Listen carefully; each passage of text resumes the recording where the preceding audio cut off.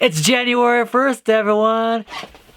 Happy New Year. 2019's in the house. What?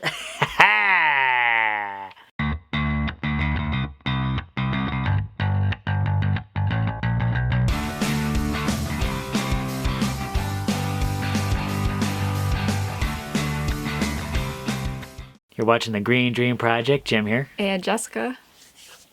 And it's 2019. Happy New Year, everyone. Thanks for joining us. And we're going to take this opportunity on day one to go over our goals for this year. If you heard that wasn't me, that was crew. 2018 was kind of a whirlwind for us. It's a crazy year. Yeah, if you haven't checked out yesterday's video, check it out. We kind of touch on just everything that happened that year that brought us to here. It's, wow, huge. 2019 could be even bigger for us. It's most definitely probably going to be bigger.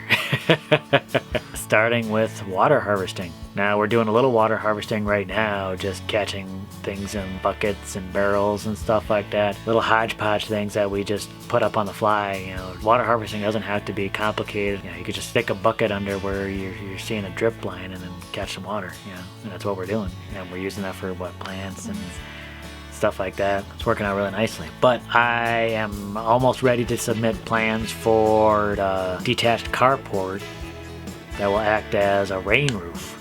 And that should be 2,200 square feet of catchment. That's 2,200 if we don't figure out a way to catch what comes off of these roofs and drain it onto there. That would add more catchment as well. But we'll catch rainwater off the RVs one way or the other, whether it's draining out onto the roof or draining back into cisterns. The cisterns, that's going to be another thing. So buying cisterns can be kind of expensive, especially those plastic ones. I mean, they're nice, but expensive. And so we are looking to start building our own cisterns out of ferro cement. It will definitely take a lot of time and a lot of energy, but we should be able to build our own cisterns for a fraction of the cost. Mm-hmm. We can build them how we want to build them. Yeah, you can. Whatever shape and size we want. Yeah, so not only are we looking to build that catchment system, but then also increase our water storing capabilities. And we are going to need a lot of it because we plan on growing a lot. Yes, and we need enough to get us through those dry periods of the year. We mentioned in our last video the shed. The shed is not finished, technically. It still needs a little patchwork here and there. Plastering will be the big thing, and we can't do it right now because it's too cold. I'm a little nervous to be doing that in colder weather. Yeah, we're probably going to hit on that in the springtime when it starts warming up a little bit. We also want to build a, laundry/shower. So right now we don't have a great system set up for clothes washing. We bought one of those little crank things, and it's just doesn't really get it very clean and time consuming. Right? Yeah, it doesn't fit very much in there. It'd take forever to do a load. We're looking to build at least one earth bag dome this year, and it's going to be a test one. Probably build a smaller earth bag dome to get a feel for the material before we start building anything permanent. And I think we're using that as part of like an outdoor kitchen, right? Mm-hmm. So we're looking at probably doing an outdoor kitchen, something so we can kind of like cook outside, so we're not cooking indoors. When you start cooking things, it just gets unbearably hot in here. Mm-hmm. It's really in the winter, but summer, no. That'll be exciting. Yeah, that should be pretty cool. I know Grace is talking about building an oven for bread or pizza. I'd like to have a solar oven. Maybe a solar dehydrator. Yeah.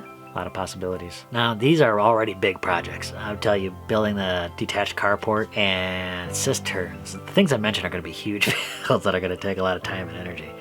But this garden plan is absolutely massive. We want to build walls around the garden for various reasons, but for protection from wildlife for one, and also to practice different building techniques. So it's going to be interesting seeing the different materials that we use for different sections of that wall. And irrigation is going to be huge. Obviously you can't grow anything without water, and we live in the desert with no well. We're going to try and do this all off of rainwater harvesting. So not only do we need the catchment, but we need storage. And we'll have to figure out ways to use that water as efficiently as possible. Raised beds are usually really popular and for a lot of reasons. But here in the desert, we're looking at employing sunken beds, one, to help for water harvesting, two, wind resistance. Yeah, there's a number of good reasons why if you're living in a arid climate, you might want to consider doing sunken beds. Because in a raised bed, it may be more difficult. You might get water draining through there really quickly. So like in an arid climate, it might not be the best suited because it might be tougher to keep that bed moist. And we're also going to use a combination of probably Oya pots and drip irrigation. So from these cisterns, we'll probably have an interconnected network of Oya pots, drip irrigation, and that should, I think, save us quite a bit of water. Cheek to cheek. Nope, didn't work. Wait, yeah, it did. Okay. Cheek to cheek, it always works. Last but not least, the greenhouse. So I'm working on one more set of drawings for the greenhouse, and I should be able to submit both plans to the county. But the greenhouse is another massive project. It's 1,600 square feet, and it'll be built out of like a combination of earth bags, timber frame, polycarbonate sheeting over there. Yeah, I'd like to try aquaponics in the greenhouse. I did experiment a long time back with a very small aquaponic system. It was really cool, but this is going to be much larger scale, and I'm looking at incorporating different species within it. So you've heard of duckwaponics? I haven't heard of that. Yeah. No, but it's really pretty similar, right? Yeah, so I'm thinking about ducks, fish, and plants, and possibly keeping quail in the greenhouse, along with the different insects and things. And I don't think I mentioned it, but we'll actually be digging this into the ground. So if you could imagine a 1,600 foot hole 4 feet down, we're probably gonna have to dig that out by hand. Whoa! So a pretty ambitious year. This is just some of the stuff. Some of the big stuff. Some of the big stuff we have planned. It's not all the things we have planned, but it's enough. And getting it done this year might be a challenge, but we're gonna get started on it. Write this stuff down and then hold us accountable. Be like, hey, you guys didn't do this. What are you guys doing? What are you guys slacking? So if you like our goals for 2019, give this video a big thumbs up. Subscribe if you haven't already, because you gotta see if we can accomplish some of these things. Here's the sustainability.